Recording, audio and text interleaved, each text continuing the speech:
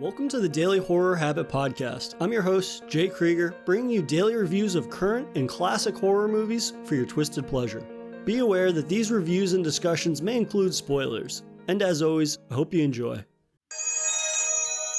It's funny. One night you go to bed, and when you wake up,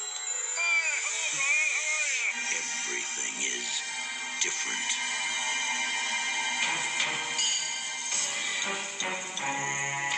Now Brian's acting a little peculiar. He's like a completely different person. I don't even know him anymore. Something's gotten into him. Sometimes everything glows with a different kind of light. Deep into him. What are you telling me? That we killed someone last night? Something bad. Something slimy.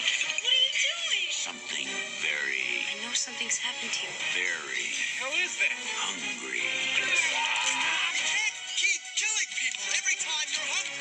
You're mine now, Brian. I own you. Gotta get out of here fast. Go where? You're a wreck, Brian. Leave me alone. Whenever you want to stop hurting, you come to me.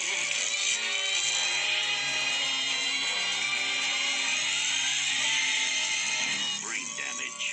It will turn you inside out.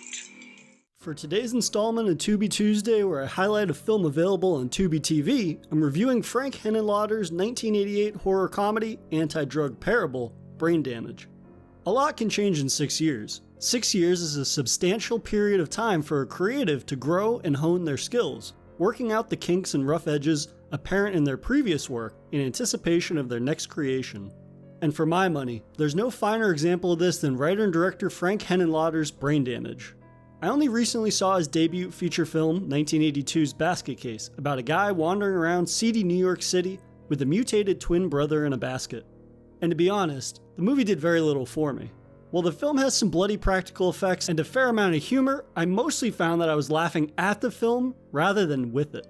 I could deal with the film's scummy setting and truly bizarre plot, but the construction of the entire thing was far too ramshackled that it felt like a bad student movie rather than a feature. Fast forward 6 years to 1988, and Henenlotter's sophomore film Brain Damage is proof that he could refine his craft while still delivering a wholly original and frankly, super fucking weird flick that screams Henenlotter's original scuzzy aesthetic. We meet Brian, played by Rick Herbst, who awakens with a cut on the base of his neck. He discovers that a malevolent brain-eating parasite named Aylmer has attached itself to him. In return for a drop of a hallucinogenic drug which Aylmer injects directly into Brian's brainstem, Brian must abide by his every command, that being supplying Aylmer with a steady supply of human brains. As Brian becomes helplessly addicted to Aylmer's euphoric but very hallucinatory juice, their relationship turns into an unwilling symbiotic nightmare. Brain Damage is strange. Real fucking strange.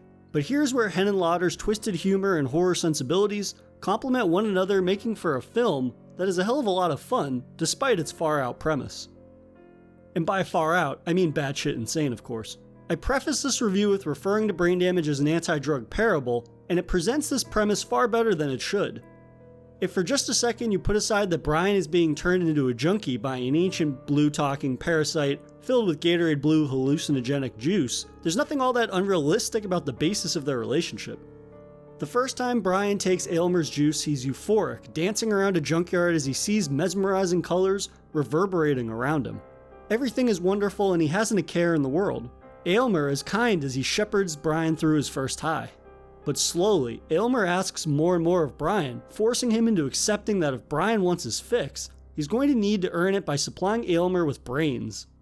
And when this occurs, Aylmer takes over Brian's body and sets out on the hunt while his host is stoned out of his gourd. The way that Aylmer manipulates and withholds his juice when Brian tries to make a stand against the parasite is not unlike the drug dealer who gives away a taste of their wares to an unwitting victim in the hopes of getting them hooked. In one pivotal scene, Aylmer looks on as Brian writhes on the floor in withdrawals, sweating, vomiting, and rocking back and forth for hours until he can't take it anymore, succumbing to his dealer's deadly will just for one more taste of the stuff. And now for a brief intermission. If you've been enjoying this episode of Daily Horror Habit, please take a moment to subscribe to the show on your preferred streaming platform or leave us a review on iTunes. And thank you for your continued support, and I hope you enjoy the remainder of today's horrifying episode.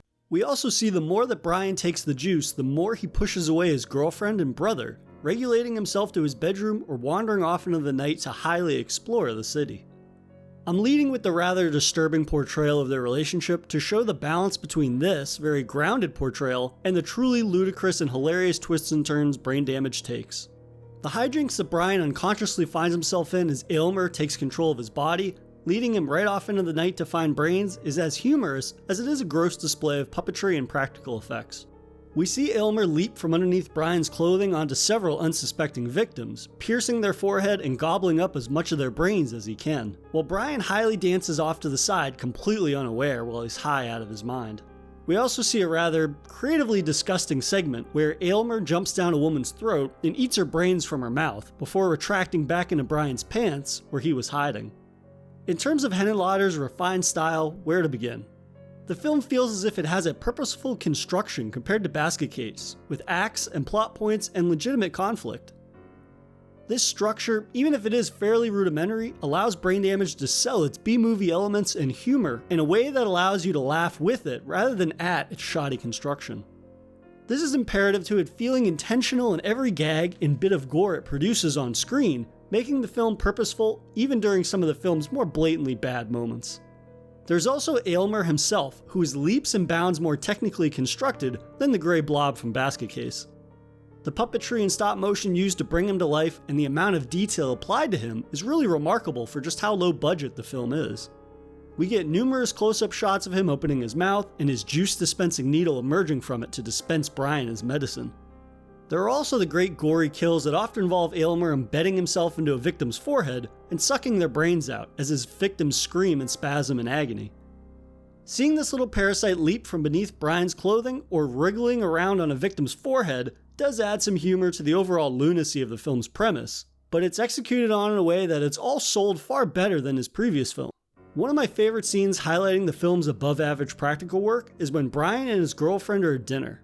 As she laments his recent strange behavior, Brian looks down at his pasta and sees the meatballs have been replaced with brains.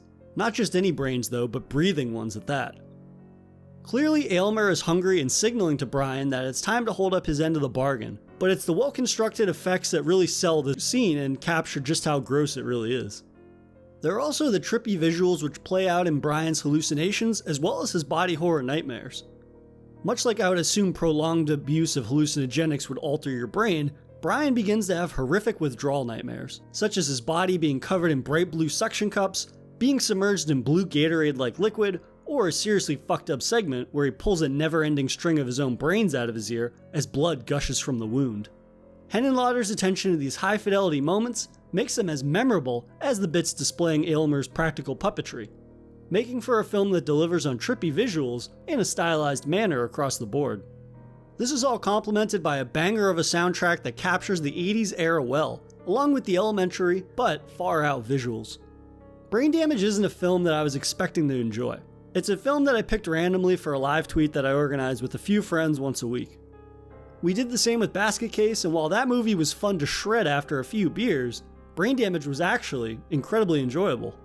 This is due to Henenlotter balancing out his insanity with a film that feels purposeful in its construction. Sure, there are still a handful of bad or far too cheesy moments, but it doesn't feel like a sloppy train wreck the same way that I felt Basket Case mostly was. Brain Damage succeeds incredibly well at being an anti-drug parable that has the gore and laughs to back it up. So be sure to check it out while it's streaming on Tubi TV. And that'll do it for another installment of Daily Horror Habits' ongoing Tubi Tuesday segment. I'll see you guys tomorrow for another daily horror movie review, and next Tuesday for another Tubi TV offering. If you enjoyed this episode, please subscribe to Daily Horror Habit on your preferred streaming service, and follow the show on Instagram at Daily Horror Habit and on Twitter at Daily Horror Pod for episode updates. Thanks again for listening, and I'll see you guys next time.